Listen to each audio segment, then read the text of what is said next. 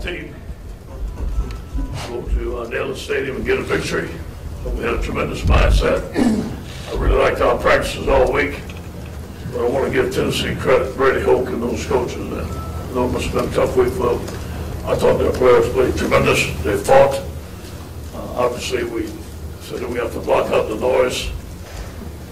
There would be circumstances, there would be weather, and boy, was there. And I'm telling you, come out of the second half, I thought I was down the bayou for a hurricane or something. But our guys had fired up our guys, and we played well. And we just came back with a big team win. That was a big victory for us. Some of the things that we did well on offense, ball security, again, especially in that weather. I think we tied for first in the country. Ball security with a tremendous job by offense. 2-minute drives. We finished the game strong and we had no penalties. On defense, I've just talked about our defensive line may have had their best game of the year. Ed Alexander, I rarely single someone out, but he's a young guy that really had a good game, a dominant play on the defensive line and nose tackle. They had 1.1 yards per carry, 38 yards rushing, 63% third down, forced 4 punts, and we had 3 4-down stops. And those 4-down stops, there's a technique that Pete Jenkins teaches called the 2-knee run. And it's something that he's used and we've all learned from him. But we submarine underneath the guys, and our linebackers do a good job. We call it Superman and running over the top. Thought it was a great job by our defense of teaching that technique, and it's won for us. On special teams, we had a good night. Kickoff coverage, 4 tackles inside the 20. We watched the first kickoff in the second half, and you can't see the ball on the film. Tennessee couldn't see the ball, neither could our guys. But Tennessee fouled on it, but I thought it just set the tempo for the drive. Average start for Tennessee was a 17-yard line. Our punt team, obviously, the 2 turnovers were the difference in the game. We allowed them 0 return yards, and we had a 50-yard net punting down 2 punts inside the 15. Excellent job. We're penalty free. There's a lot of things that we have to improve, and I know our guys will do that. Moving on to this week, senior night, 20 seniors. Some of them have graduated, and most of them are on track to graduate. I'm proud of those guys. I've been with them for 3 years. They meant a lot to this program. They chose LSU. They're tremendous guys, tremendous leaders, and it's going to be a tremendous night for them. Okay, about Texas A&M, a very strong team, as we all know. Explosive on offense, very talented on defense. This is going to be a tremendous challenge for us. And they played us pretty tight last year. Made some big plays on us last year in the second half. So there's a lot of things that we have to get done this week. We're going to focus hard, focus on fixing the things that we need to fix, and expect a very tough battle against Texas A&M. I know it's going to be a great night Saturday night. A tremendous crowd, tremendous Tiger Walk. Can't wait to see it. A little bit about Texas A&M. They're +7 in the turnover ratio. One thing I like to say that we're +5 right now. We're very proud of that. We worked hard. We were at 0 last year. And on offense, I know Noah Mazzoni very well. He's had a tremendous career. He's a good coach and a good man. They're averaging 400 yards per game, 168 rushing, 230 passing, 32 points per game. They make big plays. They're very explosive. They have some tremendous receivers. Christian Kirk, number 3, is a dynamic playmaker. He's great after the catch. He's one of the top players in the SEC. Travion Williams, I was just talking to Tommy Robinson. He was at Texas and wanted to recruit him. Very good back, very tough, and he's very fast. Nick Starkel, believe it or not, Nick Starkel grew up with my kids, Parker and Cody, playing football at Mandeville. And I've been to my house several times as a young man. I'm so proud to see him grow up, and he's a tremendous quarterback. I'm proud for him and his family. And another wide receiver, Damian Ratlin, number 4. On defense, they're giving up 370 yards per game, 27 points per game, but they have forced 19 turnovers, 9 fumble recovers, and 10 interceptions. They're very talented, as we know. Tyrell Dodson, linebacker, Amani Watts, strong safety, Zakavian Henderson, defensive tackle, very disruptive, great at the point of attack. On special teams, they're very good. Net punting, 43.1 yards per punt, third in the nation, and their punt return second in the nation. Their punt rush and block 3 kicks. So we have a big challenge ahead of us. Any questions?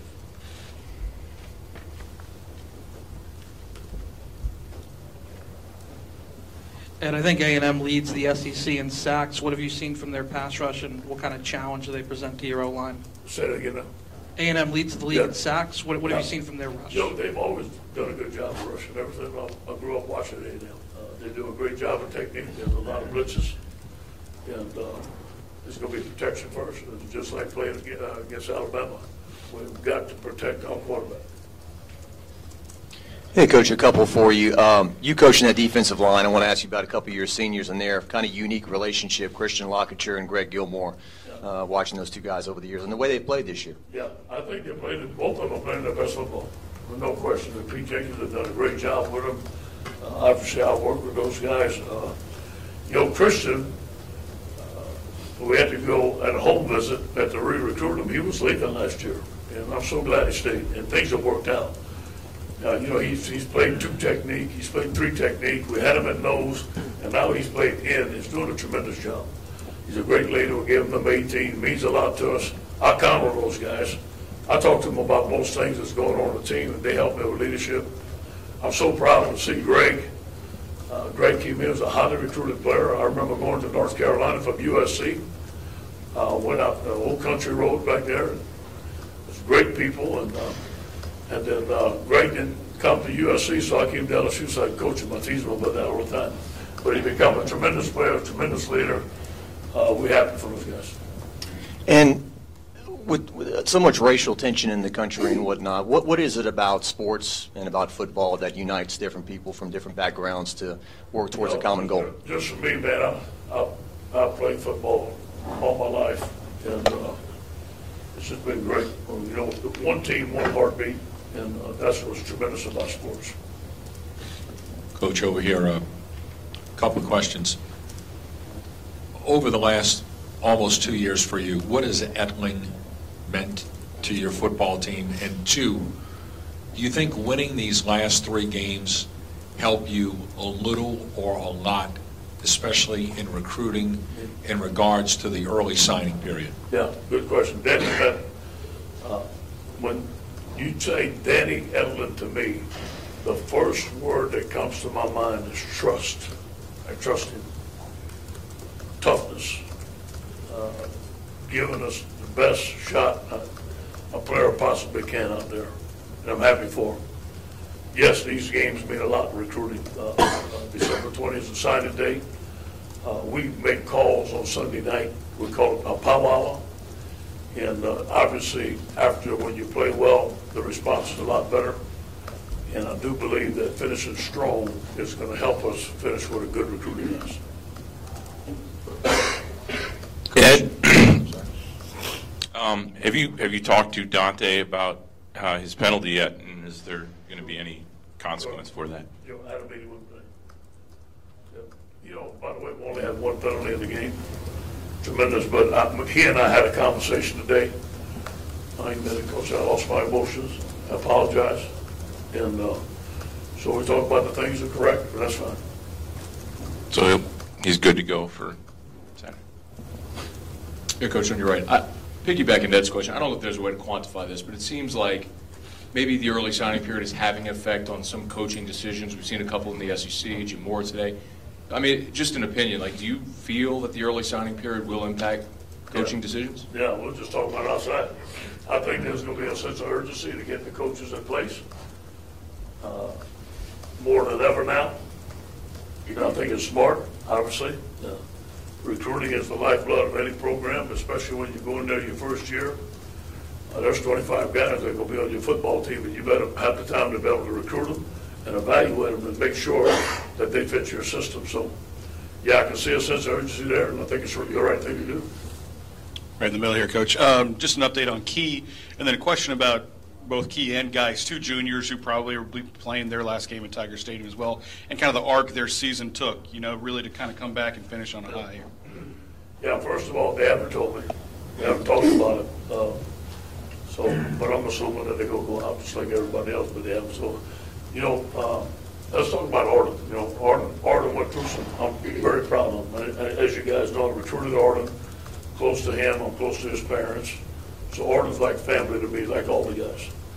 But he had some personal problems that we went and gave him some help, got it fixed, I was proud of him. Then he comes back, he's about ready to go, and then he has to get a shoulder operation. He says, Coach, I'm going to get that shoulder fixed. I'm going to come back, and his mama guaranteed me we're going to have a great season for the LSU Tigers. And other people would think, well, he's getting that shoulder operated, and he's going to the NFL. That was not the case. That was not his family. That was not his mindset. Obviously, I think he Arden felt that he could play at a heavier weight. It wasn't the right thing. And so he lost weight, and now he's played some of his best football. So I'm proud of him. LSU has given him the tools to go out and be successful for life, on and off the field. With Darius, as you guys know, and the girls are here, Darius is always around the office. And he's a member of our family. He's an energetic guy, and he just wants to be loved, just like everybody else. And he's a different guy off the field than he is on the field. Now, in a scrimmage, he jumped over somebody, okay, and he hurt his knee. And his knee was hurt, and he wasn't full speed to Ole Miss, but he's been playing fantastic ball ever since. Darius and Arden are two ascending players, and if they do go out, they can make a difference on somebody else's team in the NFL, just like our guys went out this year. You see Gaucho doing well, you see Jamal doing well, and I'm proud of those guys. Sure. After the game, you had said Corey Raymond was a little disappointed in the defensive backs. You said that they need to play better. Can you just kind of expand on what you saw there? What was so disappointing about their play? Well, I go back to the Mississippi game where we felt that we played a very strong quarterback and one of the best receiving corps we played, and those guys played excellent. They shut them down. Played good. We went into this game. Obviously, it was rainy, it was cold, it was wet. And but we had some coverages that we busted.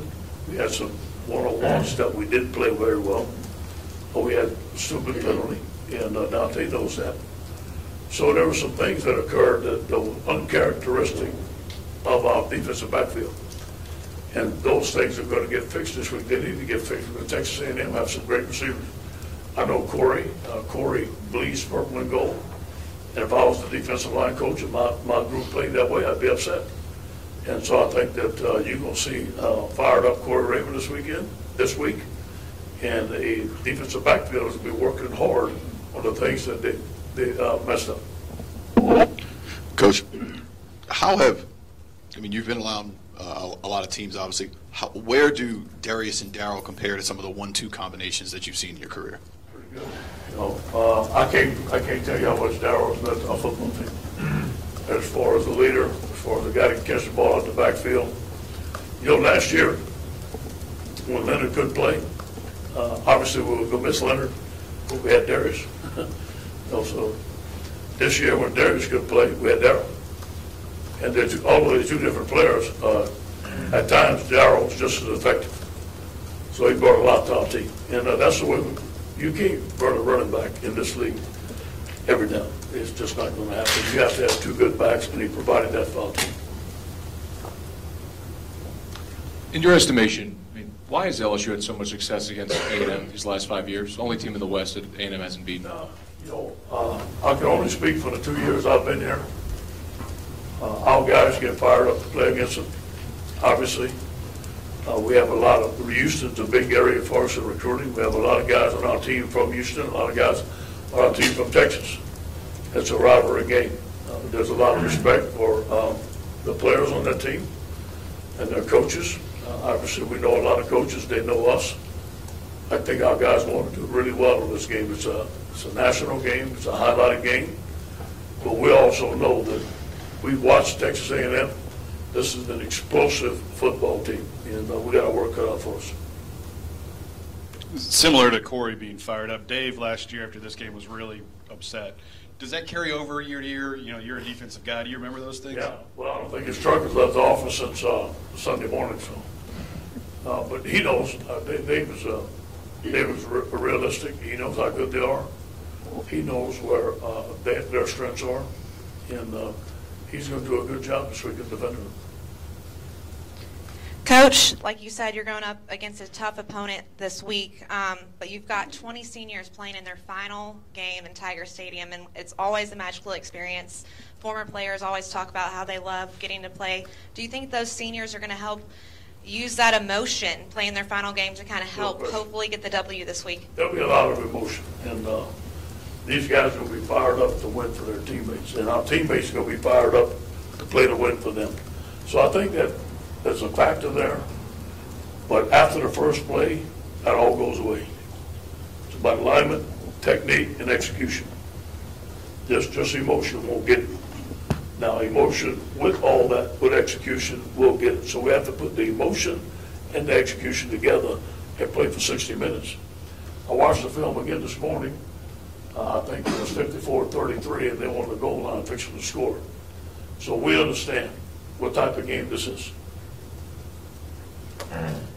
And at end of September, things were not good at 3-2. What did you do to keep everything together? The 1-5 out of the last 6, and then how important is it to finish it off this week? Yeah, thank you for saying that. We have to look at ourselves. We're 3-2. We're not playing very well. You had LSU and frankly embarrassed. And that's what brings out the best of you in a coach and a player. And I thank the leadership, and I thank the guys for the leadership, the way we practice. Thank God that the field goal kicker missed that extra point in Florida. And, but that Florida game gave us a lot of confidence. Say, hey, listen, this is what we need to do, is set the blueprint, and then set the blueprint against Auburn when we're down 20 points. And we just kept on building on the blueprint. And we had some young guys, and they understood, hey, this is how you got to go to meetings. This is how you got to practice. This is how you got to finish. This is how you got to play. I think we had to learn how to win, and we've done that. How important is it to finish it off now this week? It's everything. It's everything. Everything that we've built, everything that we've done, it's all in on the line this game. And we want to finish with 9 wins. We want to go to a good bowl. These guys deserve that. But Texas A&M is the next step, and it's a very good opponent. Ed Paris is kind of included in that 20 senior, but do you expect him to actually use that medical? I think he's coming back. I think he's going to have a medical ritual. I think he's coming back. John Chavis, he hadn't been here in 3 years, but he's still recruited. Obviously, some of these guys. Yeah. What is it going to be more emotional? You think for those guys or anything? No. Yeah. What is your history with John at all? Ed, what did you see on when you went back and watched the film on Caleb and Tyler and some of those guys that filled in on Saturday? Yeah, Caleb did well. So did Ray Thornton. There were some mistakes, some gap responsibility stuff.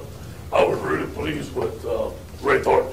I thought he ran well, graded well. I think he graded 82% in his run grade, which is very good for him. I was proud of him. I thought Tyler played very well. There were some different schemes that Dave had to take him to the sideline, made some adjustments. He did. He's a very smart young man. Happy for him. Yeah, Ed, what adjustments have you had to make with the early signing period? And how many do you expect to sign? And will they all be JC guys? Yeah. Well, first of all, this is a difficult week. Is that you prepared for your last game. You got a very tough opponent coming in Texas A&M. And on Sunday, you got 9 coaches or 10 coaches going on the road recruiting. So we organized Austin Thomas and Tommy Robinson and Sharon have helped us organize the week. We gave our guys the week. So we're going out there recruiting, and we know there's a crunch. There's 3 times we can go in the homes. So there's only 1 time I can go in the home. So I've got to strategically place myself to where I can be in the home, also junior recruiting. We've got official business coming in, and then how many guys are going to sign on December 20th? Obviously, we're pushing for all our guys that are committed to sign on December 20th. I don't know that number yet, I don't know how many commitments we have right now, 17, 18, but hopefully they'll sign. This young offensive line, you know, the kind of up and down season they had, they're going to face the SEC leader in sacks this week. Yeah. You know, what are the keys to that matchup for y'all? You know, first of all, they go against a pretty good line every day of practice. And we have like blitz drills, we have one-on-one pass rush. So we try to simulate the things that they do with our best players. That's going to be key. The key is going to be protection we use, how many people we use in protection, and not find out their best rusher and do something with it. I don't think that we can let their best rusher be single blocked all game. Obviously, we've done that to Texas A&M before and have success. So I'm sure Matt is going to have a good game plan. Coach, talking about kickers again, you said after the game, you decided already that you were going to go with Jack Gonsolin this week. You still feel that way, or you want to let it play out this week? Yeah, Jackson will be our kicker. Coach, on your right, what do you expect this week in practice with Arden and Donnie? Questionable. I don't know yet that they're going to practice tomorrow yet. I don't know that yet. Maybe. I just talked to the trainer this morning. We're going to have to see how they progress today and tomorrow. Yes. Speaking on injuries, how's Danny's hand? What's that? Danny's hand? He's fine. Okay, he is. He's all right. They have a little bruise on him. He's good. You said KJ was walking better. Do you think he'll? Questionable. That's good. Very questionable. And Christian Kirk, the punt returner for A&M, how important is it going to be to defend him? It is. And, you know, our partners have done a tremendous job. Coach Tommy Robinson, coached our punt team, Coach Mack overseeing them. Our coverage has been good, but we're going to be challenged this week. There's going to be leverage, not punting the ball right at him. You know, if you throw a good hit or strike, you don't hit a home run. You can't punt the ball right at him. You got to strategically place the ball where he's going to have to run to get it, give time for your coverage to get down there. So we have to have a good game plan against him. I actually recruited that young man when I was on the West Coast. He's a tremendous young man, a tremendous player. Hey, Coach. Sorry, up here. How will the Thanksgiving holiday affect your preparation for this game? You know, it's a fine line there. As a coach, you want to be receptive to all of your employees, obviously. All the players and all their families, I want them to spend time with their families, but I don't want them to be a distraction. So we're going to go as planned Monday, Tuesday, and Wednesday. Nothing's going to change. Wednesday night, we're going to have a team dinner. Sharon is going to have the menu. And I got to tell you a funny story. We had baked chicken on there, and Coach Jenkins goes, I think we can give them fried chicken. I think Coach Pete wanted fried chicken. But anyway, we got a nice dinner on Wednesday night. And then Thursday morning, we're going to meet at 9. We're going to practice at 11. We're going to be done by 1. Most of the players will go home with their families. And obviously the players that are from out of state, we'll set them up with some families on the team. So do you give them fried chicken? Well, that? Did you give them fried chicken? They got fried chicken. Fried chicken makes them happy, they get it. There might be a lot of coaching turnover in the SEC. I mean, 5, 6, 7 guys losing their job potentially or leaving. How much of an advantage, I guess, is that for you with the early period being, you know, when all this is going on? You know, it's, in recruiting, I only talk about LSU. You know, some other coaches might use that as an advantage. I don't spend a lot of time on that. I just spend the time, the positive of LSU, what we have to offer, and I'm kind of worried about LSU, to be honest with you. Coach, you got time for one more. Coach, Texas A&M has 4 comeback wins in the second half, all in tight games. What is your team going to do to keep up the endurance in the second half? We got to finish. We got to finish. We got to play strong. We got to be able to. You know, I thought Steve Ensminger did a tremendous job last year of game planning against their defense. We scored 54 points. We're going to have to score some points. They're going to score some points. This is going to be a war. We'll talk to the team. This is a 60-minute game, and I'm going to show them the second half of last year. And really, they beat us in the second half. We came out strong. Obviously, we have to start fast, finish strong. Hey, Coach. Hey, guys.